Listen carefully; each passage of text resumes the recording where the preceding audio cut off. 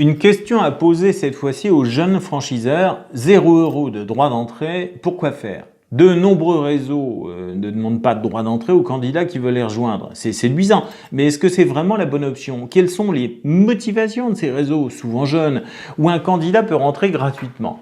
Soyons très clairs, il n'y a selon nous que 5 raisons qui peuvent inciter un franchiseur à ne pas demander de droit d'entrée au candidat. La première, c'est qu'il est plus facile de monter évidemment un prévisionnel sans une première redevance forfaitaire. La deuxième, c'est que le futur franchisé est évidemment censé obtenir plus facilement son financement sans coût supplémentaire, dont le prix par ailleurs est parfois élevé. La troisième, c'est que la jeunesse du concept ne permet souvent pas de justifier ce droit d'entrée.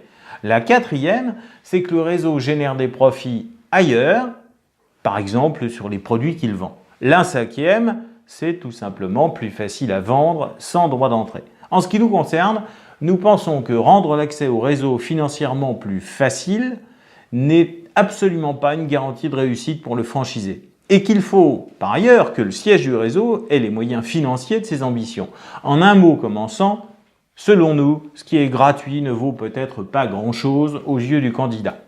Donc, un droit d'entrée même symbolique peut contribuer à donner de la valeur à la fois à votre concept et à l'engagement du futur franchisé. Et je persiste évidemment à vous dire ça en toute franchise.